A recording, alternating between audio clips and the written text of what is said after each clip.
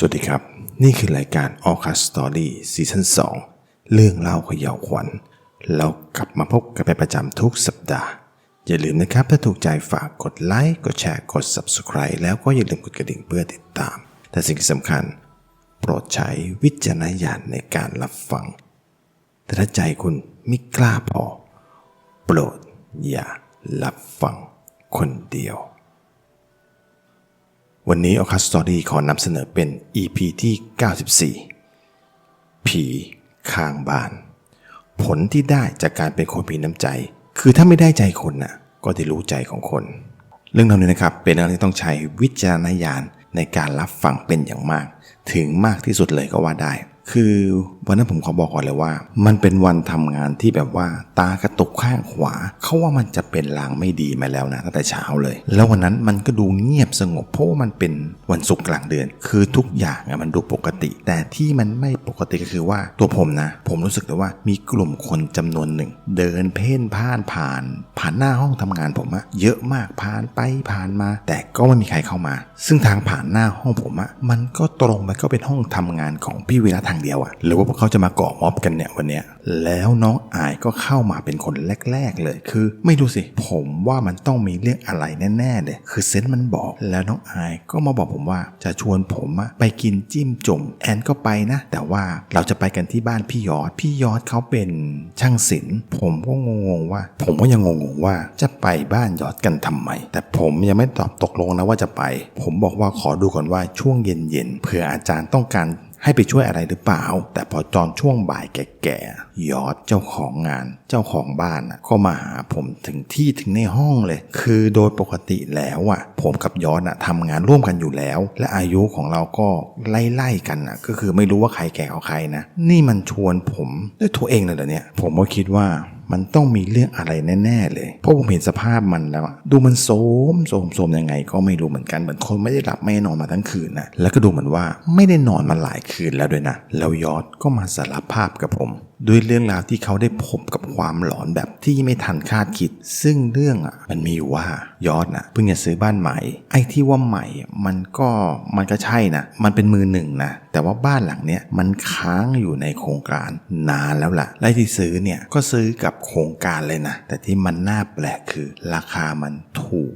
มากๆและเขาก็เพิ่งทำสัญญาไปกันเมื่อเดือนที่แล้วเองแล้วก็ให้คนเข้าไปตกแต่งทำความสะอาดแล้วก็ย้ายเข้าไปอยู่เลยคือที่หมู่บ้านเนี่ยบ้านที่ยอดซื้อนั่นแหละซื้อเป็นบ้านเดี่ยวขนาดประมาณสัก50ตารางวาแบ่งออกเป็นล็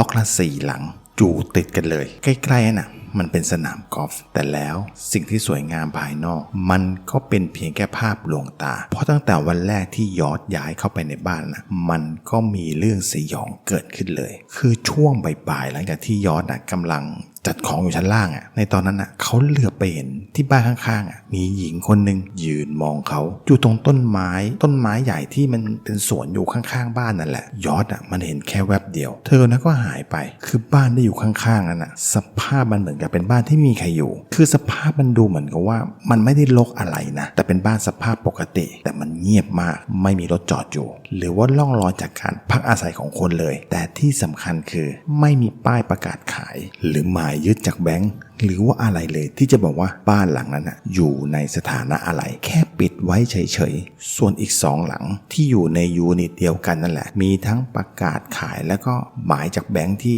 ขายท่อตลาดแล้วด้วยคือหมู่บ้านนั้นเขาทำแบบว่าปลูกบ้านเดี่ยวให้ติดกัน4หลังอยู่ใน1ยูนิตแล้วก็ทำแบบเนี้ย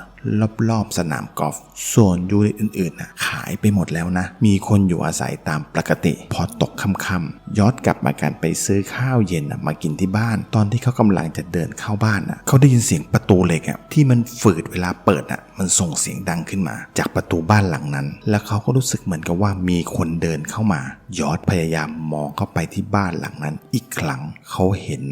ว่าน่าจะเป็นผู้ชายผมสั้นๆเดินเข้าประตูบ้านไปแว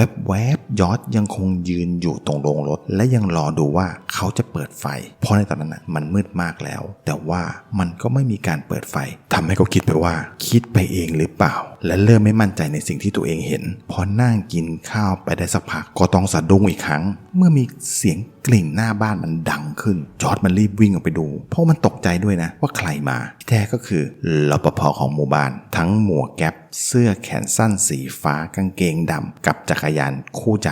รปภ.แน่ๆและน้องเขาดูแบบว่าทำตามคำสั่งของเจ้าของหมู่บ้านคือหมู่บ้านบอกเขาว่ามีคนเข้ามาอยู่ใหม่ให้เข้ามาตรวจแถวนี้ด้วยนะซึ่งทำให้ยอร์จสบายใจขึ้นตอนเช้าก็เลยออกไปซื้อของเล็กๆน้อยๆไปให้ที่ส่วนกลางของหมู่บ้านที่พวกยามเขาเข้าเวรกันนั่นแหละแต่ที่น่าตกใจคือรปภ.ของหมู่บ้านทุกคนใส่ชุดซัฟฟารีสีดำกันหมดเลยและก็ไม่มีใครใช้จักรยานขี่มอเตอร์ไซค์กันทั้งนั้นยอร์จบอกเลยว่าเห็นแล้วเริ่มไล่กำลังทั้งแขนและขาแล้วไอ้ที่ไปกดกิ่งหน้าบ้านเมื่อคืนมันคือใครหรือว่าอะไรกันล่ะนี่ยอร์จบอกว่าอันนี้หลอนเลยนะไม่มีสมาธิทำอะไรแล้วคือในตอนนั้นเขาต้องตื่นมากลางดึกเพราะว่ายอร์จมันได้ยินเสียงอะไรบางอย่างมันดังมาจากไอ้บ้านข้างๆนั่นแหละเหมือนกับว่ามีคนอยู่ในบ้านหรือข้าวของซึ่งเขาก็แง้มม่านแล้วก็ลอดมองออกมาแต่ว่ามันก็ไม่มีอะไรนะเพราะว่าบ้านมันมืดตึ๊บไปหมดแต่พอจ้องไปนานๆสายตามันชินกับความมืดแล้วยอร์จบอกเลยว่ามันเห็นเป็นเงารูปชาย2 คนเดินวนเวียนอยู่ที่ห้องนอนชั้น2เหมือนกับกำลังหาอะไรบางอย่างแต่ตอนนั้นจอร์จมันก็ยังไม่ค่อยมั่นใจเท่าไหร่ว่ามันคืออะไรกันแน่และสิ่งที่ทำให้ยอร์จมั่นใจคืออยู่ๆเงาดำๆนั้นหายไปล่างหนึ่งแล้วอีกล่างหนึ่งก็เดินทะลุประตูออกมาตรงระเบียงห้องนอนและก็จ้องมาที่เขาซึ่งเขาบอกว่าเขาเห็นลูกตา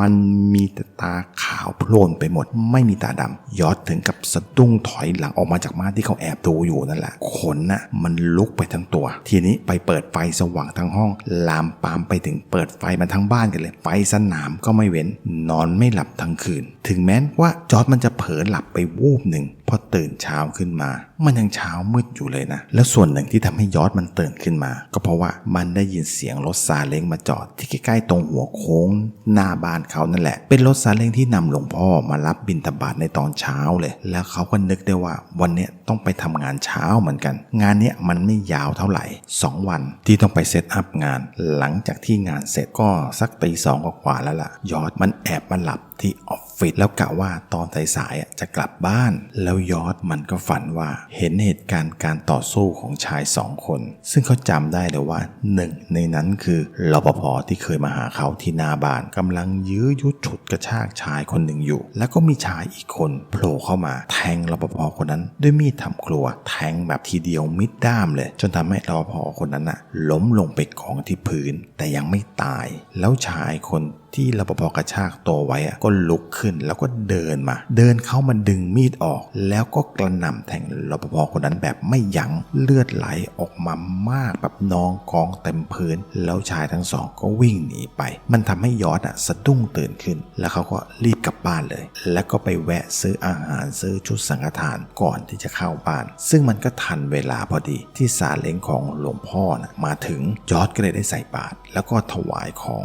สังฆทานที่ซื้อมาให้กับหลวงพ่อพอหลวงพ่อให้พรจบก็เดินจากไปรับบาตรต่อซึ่งยอร์จเห็นเลยว่ามียายคนหนึ่งยืนอยู่ตรงหัวมุมของซอยในยูนิตถัดไปนั่นแหละแล้วเด็กวัดซึ่งเป็นวัยรุ่นก็เอาของที่ยอร์จถวายไปเก็บใส่รถแต่ชายวัยรุ่นคนนั้นได้พูดอะไรบางอย่างกับเขาว่าพี่ใส่บาตรให้พี่ใส่เหรอยอร์จมันก็ทำหน้างงแล้วเด็กวัดก็อธิบายว่าพี่ใส่คนที่เป็นรปภ.บริษัทเก่าไงที่เขาโดนโจรงัดบ้านแทงตายแล้วเด็กวัดคนนั้นมันก็ชี้ไปที่หน้าบ้านของยอร์จคือในใจตอนนั้นอยากจะนิมนต์หลวงพ่อให้มาที่บ้านเลยก็เลยหันไปทางหลวงพ่อไม่กล้ามองไปในจุดที่เด็กวัดคนนั้นชี้เห็นหลวงพ่อกำลังให้พรยายคนนั้นอยู่แล้วก็เกิดความสงสัยขึ้นว่าทำไมล่ะเด็กวัดมันมายืนคุยกับเขาไม่รีบตามหลวงพ่อไปรับของที่บิณฑบาตมาแล้วก็ใส่รถยอร์จก็ถามเด็กวัดไปแต่เด็กวัดทำหน้างงแล้วก็ถามยอร์จกลับมาว่าแล้วพี่เห็นอะไรเหรอยอร์จไม่ได้ตอบอะไรกลับไปแล้วเขาหันกลับไปดูที่หลวงพ่ออีกครั้งยอร์จบอกเลยว่าเขาเห็นหลวงพ่อยืนอยู่คนเดียวและกำลังกวักมือเรียกเด็กวัดคนนั้นให้มาหา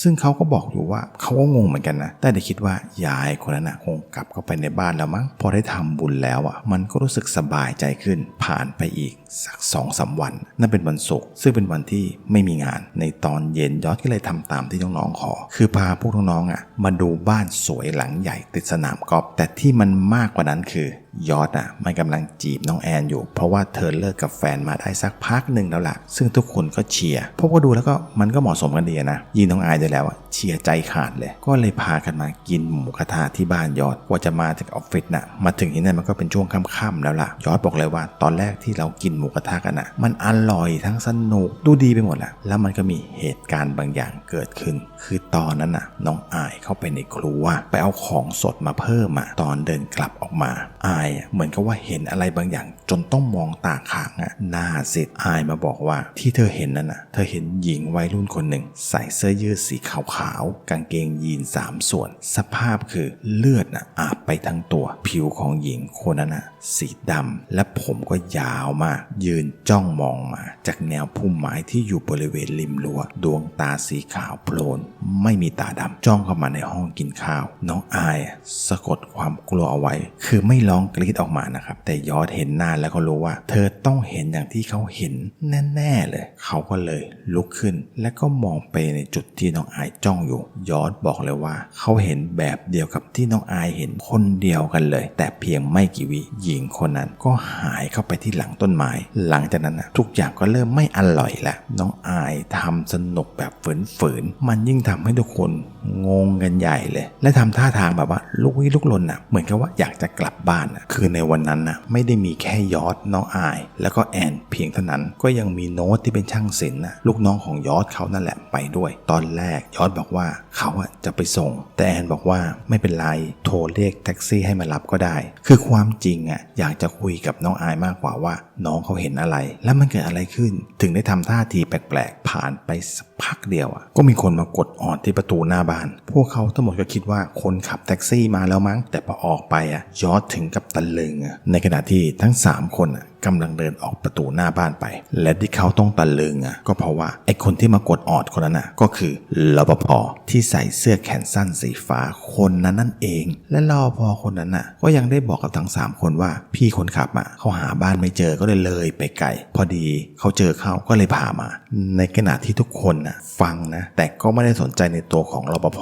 ได้แต่มองรถแท็กซี่คันนั้นที่กำลังกลับรถอยู่พอแท็กซี่คันนั้นตั้งลำได้แล้วก็วิ่งช้าๆเข้ามาในจุดที่ทั้ง3คนยืนอยู่ยอดเห็นเลยว่ารปภคนนั้นหันมามองที่เขาแล้วก็ยิ้มก่อนที่ร่างของเขาจะค่อยๆจางหายไปยอดบอกเลยว่ามันไม่ใช่แค่เขาที่ช็อกแต่ว่าพี่คนขับแท็กซี่เขาเห็นแบบเต็มทั้ง2ตาเหยียบคันเร่งแล้วออกตัวไปเลยไม่รับ3คนนั้นขึ้นด้วยนะยอดก็เลยต้องออกไปส่ง3คนนั้นตอนนั่งรถไปน้องอายซักเขาอยากจะเป็นผู้ต้องหาคดีฆาตกรรมสรุปยอดก็เลยต้องบอกและก็เล่าเรื่องราวที่เกิดขึ้นกับตัวเขาให้ทุกคนได้ฟังแล้วน้องอายก็เป็นคนบอกว่าเรื่องเนี่ยเธอช่วยได้เธอรู้ว่าใครมาจัดการเธอมีแผนแล้วและแผนของน้องอายก็คือชวนผมให้มากินจิ้มจุ่มที่บ้านของยอดผมได้แต่คิดในใจนะว่านี่น้องมันเอาของกินมาล่อผมเลยเนี่ยนี่มันผมนะไม่ใช่อาจารย์ที่เรื่องกินจะเป็นเรื่องใหญ่ผมฟังเรื่องราวแล้วผมก็ทั้งเข้าใจนะแล้วก็เห็นใจด้วยแต่ว่าเรื่องนี้มันพูดยากนะถ้าผีมันอยู่ในบ้านเรามันพอจะเคลียร์ให้ได้แต่ผีมันดังอยู่ข้างบ้านสิแล้วเราจะทำยังไงแล้วผมก็บอกว่าถ้าต้องไปดูสถานที่ผมขออย่างเดียวเลยนะขอไปตอนกลางวันแสกๆได้ไหมแบบว่าตั้งแต่9 โมงเช้ายันบ่าย 3จบงานอะไรอย่างเงี้ยได้เปล่าและนี่ก็เป็นครั้งแรกที่ผมเห็นยอดมันยิ้มทั้งน้ำตาผมว่าเขาคงต้องดีใจมากๆนะที่ผมจะช่วยเขาผมได้แต่คิดในใจว่าแค่ไปดูเฉยๆคงไม่ได้ทำอะไรแน่ๆและยิ่งไปกว่านั้นมันเป็นกลางวันแสกๆอย่างเงี้ยอันนี้ผมมั่นใจเราก็เลยนัดกันวันอาทิตย์ตั้งแต่เช้ากันเลยผมไปถึงบ้านยอดตอนนั้นก็10 โมงกว่าแล้วล่ะแต่ว่าเจ้าของบ้านยังไม่ตื่นยอดมันลงมาหาผมในสภาพชุดนอนกันเลยแต่ว่าวันนั้นตอนเช้ายอดมันตื่นไปใส่บาตรมาแล้วนะแวบแรกที่ผมรู้สึกตอนเข้าไปในบ้านนะผมบอกตรงๆเลยว่าในบ้านมันไม่มีอะไรแต่ผมก็ยังได้รับความรู้สึกที่แบบว่ามันมีไอเย็นแปลกๆตอนเดินเข้ามาในบ้านผมจ้องไปที่บ้านข้างๆหลังนั้นแบบว่าแทบจะไม่กระพริบตาเลยผมได้แต่รู้สึกว่ามันต้องมีอะไร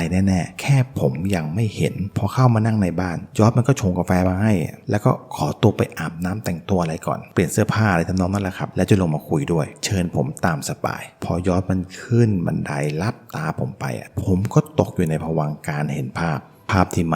มันมาเป็นชุดและก็มาแบบเยอะมากๆเลยที่สำคัญคือมันเป็นภาพชุดเหตุการณ์ของบ้านหลังนั้นและที่ผมกำลังจะเล่าต่อไปนี้มันเป็นภาพที่ผมสรุปมาได้นะครับคือมีโจร2คนผมขอเรียกว่าโจรคนที่1กับโจรคนที่2แล้วกันปีนรั้วเข้ามาจากทางหน้าบ้านโจรคนที่1เข้ามาแล้วก็เข้ามาเดินสำรวจชั้นล่างส่วนโจรคนที่2ก็วิ่งขึ้นไปชั้นบนแล้วก็เข้าไปในห้องของลูกชายทั้ง2คนของเจ้าของบ้านแล้วก็ใช้มีดขู่เด็กทั้ง2คนจับมัดมือมัดปากและก็ปล่อยให้อยู่ในห้องของตัวเองจากนั้นโจรคนที่1ก็วิ่งขึ้นมาสมทบก่อนที่จะบุกเข้าไปในห้องนอนของเจ้าของบ้านแต่ปรากฏว่าที่เห็นอยู่นั้นมีเพียงภรรยาคนเดียวเท่านั้นแต่แล้วภรรยาเจ้าของบ้านก็รู้สึกตัวขึ้นมากำลังจะร้องขอความช่วยเหลือโจรคนที่1ก็พุ่งตัวเข้ามาขึ้นคอมแล้วก็กดที่ปากภรรยาของเจ้าของบ้านเอาไว้จนเธอสงบลงโจรคนที่1ก็เลยจิกหัวเธอให้ลุกขึ้นแล้วโจรคนที่2ก็เข้ามาเอามือไขว้หลัง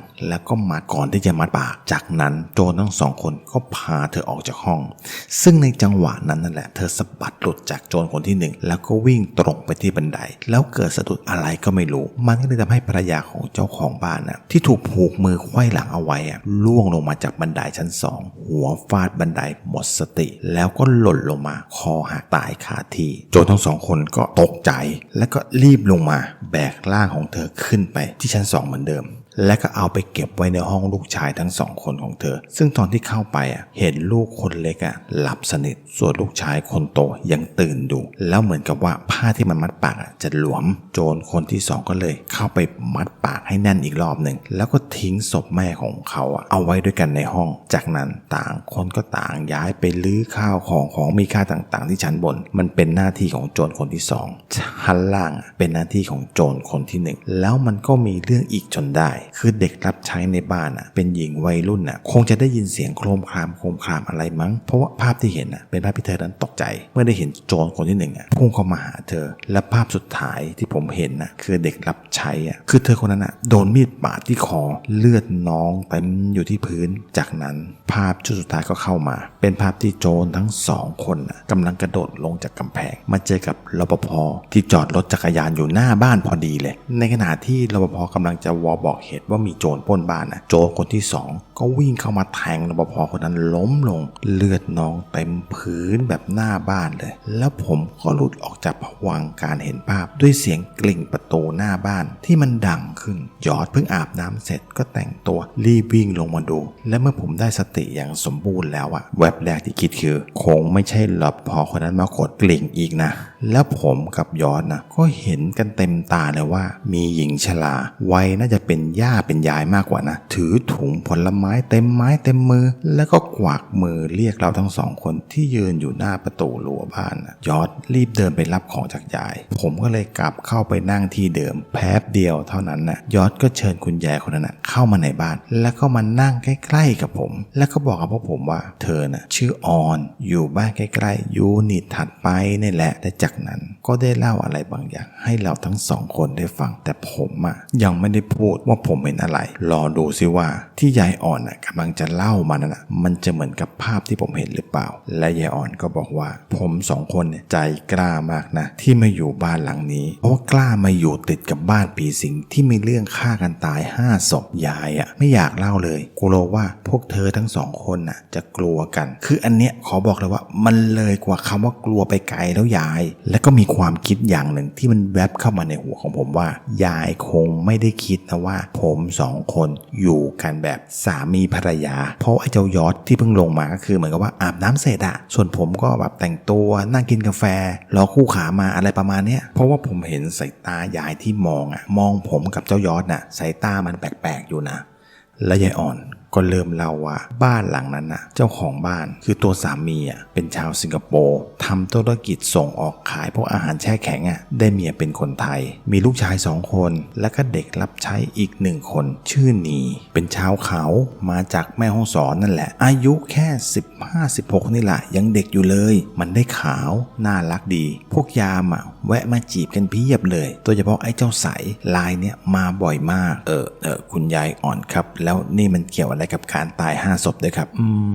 มันก็ไม่เกี่ยวนะคือไอ้เจ้าว่าเกี่ยวก็เกี่ยวนะแต่ว่าอันเนี้ยอยากเล่าโอ้ยนี่ยายเขาอยากจะเล่าหรือว่าเขามาเมาเรื่องชาวบ้านกันเนี่ยแล้วก็เล่าเรื่องราวที่มันเกิดขึ้นในคืนนั้นคืออันเนี้ยยายเขาออกตัวกันเลยว่ายายไม่ค่อยรู้เรื่องอะไรมากนะก็ฟังเขามาเขาเล่าว่ามันมีโจร2 คนพอพูดคำว่ามีโจรเท่านั้นแหละครับฝนนะมันก็ตกลงมาทันทีอันเนี้ยชักไม่ค่อยดีแล้วยายก็เล่าต่อว่าในคืนนั้นน่ะสามีเขาไม่อยู่มันมีโจร2 คนเข้ามาแล้วก็จับคุณนายกับลูกทั้ง2 คนมัดมือมัดปากทุกคนเล็กเป็นหอบพอถูกมัดมือมัดปากขาดอากาศหายใจหอบกำเริบขาดใจตายเป็นคนแรกลูกคนโตที่ถูกมัดปากเหมือนกันคือมันมัดแน่นมากก็ขาดอากาศหายใจตายตามไปเหมือนกันส่วนคุณนายคอหักจากการตกบันไดพวกมันก็เลยแบกเอาศพไปกองไว้ที่ห้องลูกเห็นเขาบอกกันอย่างนั้นนะส่วนตัวเด็กรับใช้เนี่ยน่าสงสารที่สุดโดนไอ้โจรหืด2 คนข่มขืนแล้วก็ฆ่ามันผัดกันข่มขืนอย่างทารุณซ้ำแล้วซ้ำอีกคืออันเนี้ยใส่ไข่แล้วที่ผมเห็นมันไม่ใช่อย่างนั้นสักหน่อยแล้วพอมันหนำใจมันก็เอามีดปาดคอฆ่าให้ตายซะแต่กรรมมันเหมือนติดจรวดนั่งวินอะไรอย่างเงี้ยเร็วทันใจตอนที่มันออกมามาเจอกับยามใสสู้กันเลยแต่ว่ายามใสเก่งกว่ามัน2 คนมือเปล่าสู้ไม่ได้ไอ้โจรมันเลยใช้มีดแทงยามใสเป็น10แผลเลยเติมสีเข้าไปอีกและยังแถมอีกว่าตอนแรกคิดว่ายามมาเจอโดยบังเอิญแต่ความจริงแล้วยามใสมันโทรคุยกับน้องหนีแล้วอยู่น้องหนีก็บอกว่าได้ยินเสียงอะไรโครมคลามเดี๋ยวขอไปดูก่อนนะยามใสก็เลยขี่จักรยานมาดูเลยก็เลยมาเจอกับโจรพอดีเลยแต่ว่าตำรวจไทยเขาเก่งเขาจับมันได้ทันทีเลยภายใน2 วันที่แท้มันเป็นคนทำสวนอยู่ที่สนามกอล์ฟนั่นแหละมันติดยาทั้งคู่เลยโดนคดีลักทรัพย์คดีค้ายาเสพติดมาหลายครั้งแล้วก็หนีคดีมาซ่อนตัวที่นี่สุดท้ายก็ก่อเหตุอีกตอนแรกโดนประหารแล้วก็มาตลอดชีวิตแทนอันนี้คือแบบว่าอันนี้ฟังเขาเล่ามาหรือว่าเป็นหัวหน้าเจ้าพนักงานนำสืบเองครับเนี่ยลงดีเทลละเอียดซะขนาดนี้ตอกไข่ใส่สีซะเละคือผมทนฟังยายอ่อนไม่ไหวแล้วก็เลยขอไปเข้าห้องน้ำตั้งสติก่อนเพราะว่าบรรยากาศฝนตกบอกเลยว่ามันน่ากลัวมากมันทั้งเย็นทั้งชื้นแล้วผมก็ได้เห็นภาพอีกชุดหนึ่งเป็นภาพของเด็กรับใช้ที่ชื่อนีนี่แหละมันเป็นภาพชุดที่เธอกำลังดิ้นรนจากการถูกข่มขืนจริงๆแต่ว่ายังไม่ได้โดนข่มขืนนะแต่กำลังตะเกียกตะกายดิ้นรนช่วยเหลือตนเองอยู่แล้วเผอิญว่าน้องเขาไปคว้าเอามีดปอกผลไม้ได้จากโต๊ะที่มันวางของกลางห้องนั่งเล่นนั่นแหละแล้วนีก็ตวัดมีดคือมันเกือบไปโดนโจรคนที่1ที่กำลังจะใช้กำลังข่มขืนเธอนั่นแหละโจรที่1แบบโมโห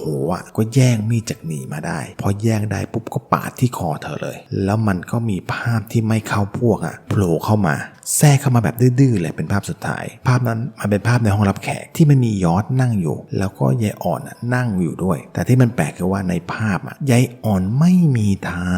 คือไม่เห็นเท้าของยายอ่อนแตะพื้นเพราะว่าแค่มันพ้นตรงชายกระโปรงที่เป็นชุดเดียวกันยาวๆที่คนแก่ชอบใส่กันผมก็ไม่เห็นเท้าทั้งสองของยายอ่อนแล้วมันก็ทำให้ผมหลุดออกจากภวังค์การเห็นภาพและในตอนที่ผมกำลังเดินกลับมาที่ห้องรับแขกผมก็ยังคงแบบมึนๆอยู่แต่ว่ามาตาสว่างตอนที่เห็นยายอ่อนนั่งอยู่กับยอดนั่นแหละคือมันเห็นแบบว่าเป็นภาพเดียวกับที่เข้ามาในหัวผมเลยนี่มันอะไรกันเนี่ยแต่ว่ายายอ่อนก็ยังคงเมาเรื่องชาวบ้านอย่างต่อเนื่องนะครับไม่ขาดตอนแต่ผมก็ไม่เดินเข้าไปนะครับเพราะมีสิ่งหนึ่งที่เรียกความสนใจผมคือผมเห็นชายคนหนึ่งขี่จักรยานตากฝนวิ่งผ่านหน้าบ้านของเจ้ายอดไปแล้วก็หายเข้าไปในบ้านหลังนั้นเลยแล้วมันก็เลยทำให้สายตาของผมไปพบกับกลุ่มคนที่ยืนอยู่หน้าบ้านคืออยู่กันครบเลยภรรยาของเจ้าของบ้านผู้เป็นแม่ยืนอยู่ตรงกลางในสภาพศพที่แบบว่าคอหักพับไปข้างหนึ่งผิวสีดำสนิทแล้วมันก็แห้งแบบหนังติดกระดูกที่ข้างๆก็คือลูกชายทั้ง2คนเด็กชายทั้ง2คนอยู่ในสภาพผิวมันเขียวคล้ำไปทั้งล่างดวงตาเป็นสีขาวล้วนไม่มีตาดำและก็มีอีกร่างหนึ่งเป็นร่างของเด็กรับใช้ในบ้านที่เป็นหญิงวัยรุ่นอยู่ในสภาพผิวที่ดำสนิทแล้วก็มีเลือดมันชุ่มไปทั้งล่างเหมือนกับว่ายืนรออะไรบางอย่างแต่แล้วพวกผีนั่นก็หันล่าง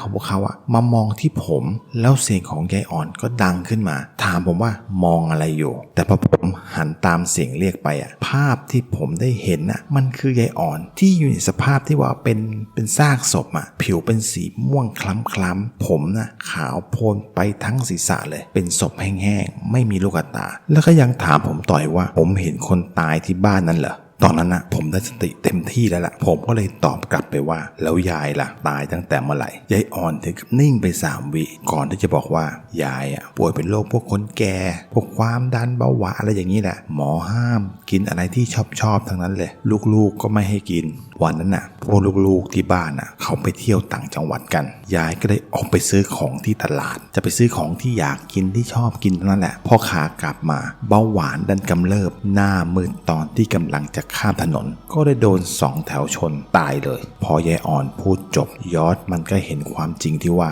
ยายอ่อนไม่ได้อยู่ในสภาพที่เห็นในตอนแรกแล้วคือร่างค่อยๆเปลี่ยนเป็นซากศพผิวสีม่วงคล้ำๆผมขาวโพลนไปทั้งศีรษะกลายเป็นศพแห้งๆไม่มีลูกตาเท่านั้นแหละยอดมันกระโดดลุกขึ้นจากเก้าอี้วิ่งหนีไปหน้าบ้านเลยส่วนผมยังคงยืนช็อกอยู่ตรงนั้นไม่ไปไหนแล้วร่างนั้นก็หายไปในพริบตาทำเอาผมหัวใจจะวายให้ได้ผมรีบพายอดไปขึ้นรถไปหาอาจารย์ดีกว่าคงจะมีคำแนะนำดีๆในกรณีผีไม่ได้อยู่ในเขตบ้านเราและเราสามารถทำอะไรได้บ้างพอไปถึงบ้านอาจารย์แล้วก็ได้เล่าเรื่องทุกอย่างให้ฟังอาจารย์ก็ยังทำหน้าเฉยๆแล้วก็บอกว่าเรื่องง่ายๆแค่นี้ต้องถึงมืออาจารย์ด้วยหรอผมได้แต่คิดว่ามันง่ายยังไงแล้วอาจารย์ก็บอกว่าให้ย้อนแค่นิมนต์พระมาทำบุญที่บ้านซะแบบขึ้นบ้านใหม่และถ้าก็จะให้ดีตั้งศาลพระภูมิมันจะยิ่งช่วยเสริมคุณเข้าไปใหญ่นะช่วยปกปักรักษาปัดเป่าสิ่งไม่ดีไม่ให้เข้ามารบกวนได้เรื่องการตั้งศาล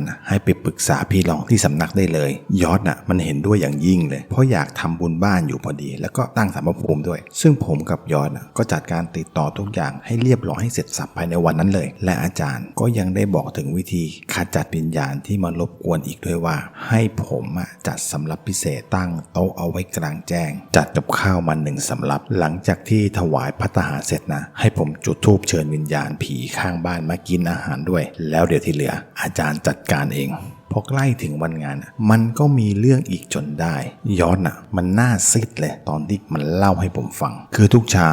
ยอดเขาจะเห็นหลวงพ่อ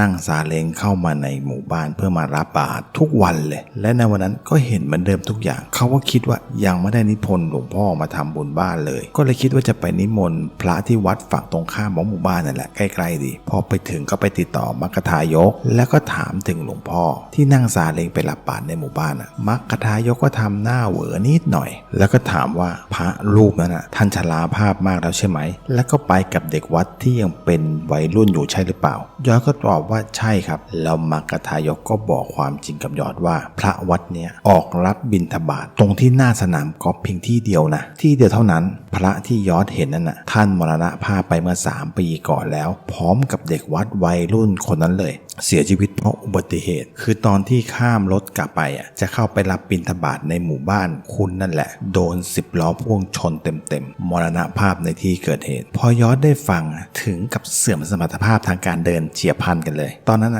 ยอดได้คิดในใจว่าไอ้ที่อยู่กันทั้งหมู่บ้านเนี่ยมันมีคนจริงๆกันหรือเปล่านะและเมื่อถึงวันงานผมก็จัดทำตามที่อาจารย์บอกทุกอย่างเลยโดยผมเองบอกว่าทำกับมือเลยนะคือผมเป็นคนที่ยกแกงส้มพุงไข่ปลาช่อนชะอมไข่ด้วยที่มีแต่พุงปลาชิ้นโตๆเนื้อปลาช่อนชิ้นแน่นๆกับไข่ปลาช่อนแบบเป็นชิ้นๆเลยชะอมไข่ที่ทอดมาเป็นชิ้นแน่นๆแบบบางๆต่อด้วยน้ำพริกไข่ปูที่ใช้แต่ปูทะเลล้วนๆนึ่งกันสดๆตำกันแบบใหม่ๆทุกถ้วยมาพร้อมกับผักที่เป็นเครื่องเคียงมาแบบจัดเต็มหั่นผักทุกชิ้นเป็นแบบพอคำแช่เย็นๆกรอบๆตามด้วยถั่วงอกที่มันทั้งอวบทั้งยาวกับเต้าหู้อ่อนที่ทอดให้มันเหลืองนิดๆใส่หมูสับลงไปนิดหน่อยหอมกลิ่นซอสน้ำมันหอยกับกลิ่นน้ำมันงาตบท้ายด้วยขนมหวานมงคลที่ทำมาแบบสีน่ารักมากมีทั้งหมด9 อย่างเป็นมงคล เช่นขนมชั้นทองหยิบทองหยอดฝอยทองเม็ดขนุนถ้วยฟูจ่ามงกุฎทองเอกแล้วก็เสน่ห์จันทร์ขนมหวานเนี่ยให้ป้าที่ในแก๊งเดียวกันกับแม่เป็นคนจัดการส่วนที่เหลือนะแม่เป็นคนทำเองทั้งหมดแม้แต่ทั้งการหุงข้าวคือหุงข้าวแบบโบราณนะครับแบบที่เรียกกันว่าหุงข้าวแบบเช็ดน้ำแล้วก็ใส่ใบเตยหรือว่าใช้น้ำใบเตยอันนี้ผมไม่แน่ใจนะแต่ความหอมนะมันหอมไปทั้งหมู่บ้านเลยนะผมว่าแล้วคนที่วุ่นวายที่สุดนะครับก็คืออาจารย์สุดที่รักของผมเองคือนานๆทีเนี่ยจะได้เห็นอาจารย์จัดของทุกอย่างวันนี้ทำบุญกันก่อนนะครับแล้วค่อยรอเลิกตั้งศาลพระภูมิอีกทีหนึ่งประมาณอาทิตย์นึงคือต้องรอวันดีของเจ้าของบ้านด้วยนะวันนี้ก็เลยแค่ทำบุญบ้านกันก่อนชอบที่เห็นอาจารย์ทำทุกอย่างแต่ที่หนักที่สุดคือตอนที่พระกำลังฉันเพลอยู่อาจารย์ก็ออกมาที่โต๊ะอาหารที่สั่งให้ผมจัดนั่นแหละแล้วก็เอาแก้วที่ใส่ข้าวสารมาแก้วหนึ่งจุดธูป1 ดอกแล้วก็สวดพระเวทอะไรบางอย่างอยู่คนเดียวจากนั้นพอปักธูปลงบนที่แก้วข้าวสารก็เดินวนแบบว่าวนรอบไปซ้ำไปซ้ำมาซ้ำมาซ้ำไปไม่รู้ว่ากี่รอบจนผมอดสงสัยไม่ได้อาจารย์เดินทำไมแล้วก็มีภาพหนึ่งแวบเข้ามาที่หัวผมเป็นภาพผีที่อยู่ข้างบ้านทั้ง5 คนนั่นแหละมานั่งกินอาหารที่จัดเอาไว้ให้พวกเขาโดยเฉพาะพอจบงานหลังจากนั้นผมก็ได้มีโอกาสได้ถามอาจารย์ว่าอาจารย์ทำอะไรอาจารย์ก็บอกผมมาว่าอาจารย์เดินไปคุยกับพวกเขาโดยที่อาจารย์เริ่มจนจากคำถามที่ว่าทำไมยังไม่ไปผุดไปเกิดกันอะไรล่ะที่มันยังติดอยู่ในใจการยึดติดมันเป็นความทุกข์นะถ้ายังไม่ปล่อยไปยังยึดติดกับความเป็นตัวตนอย่างเงี้ยแล้วเมื่อไหร่ล่ะมันจะหลุดพ้นได้ไปผุดไปเกิดอยู่แบบเจ็บปวดอย่างเงี้ยมันก็จะยิ่งไปเติมทุกข์ในใจต้องทนทุกข์อยู่อย่างนี้ตลอดไปถ้าอยากหลุดพ้นได้ไปผุดไปเกิดก็ตามฉันมาคือพอหลวงพ่อฉันเพลเสร็จแล้วเราก็ส่งหลวงพ่อกลับวัดแล้วผมก็เห็นอาจารย์เอากล่องเล็กๆสีชมพูสดใสเลยมันเป็นลายกีตตี้น่าจะเป็นของหลานคนเล็กมากกว่ามั้งเอามาวางไว้ที่กลางโต๊ะและอาจารย์ก็ท่องพระเวทคือในตอนนั้นผมช่วยน้องๆเก็บของเก็บเก้าอี้ของแขกที่มาร่วมทำบุญกันอาจารย์ทำอยู่คนเดียวแล้วก็มันมีเสียงบีบแต่ของรถดังขึ้นยอดก็รีบวิ่งไปดูว่ามันเกิดอะไรขึ้นโดยที่ทุกคนก็ไม่ได้สนใจนะครับเพราะเห็นแค่ว่าเมื่อประตูบ้านมันเปิดออกรถกระบะเบนตู้ทึบนะครับที่มาเก็บของวัดออกไม่ได้แล้วเสียงบีบแต่ก็ดังขึ้นแต่ว่ามันไม่ได้ดังลั่นนะมันเหมือนกับว่าบีบแค่เตือนว่าคุณขวางรถอยู่นะ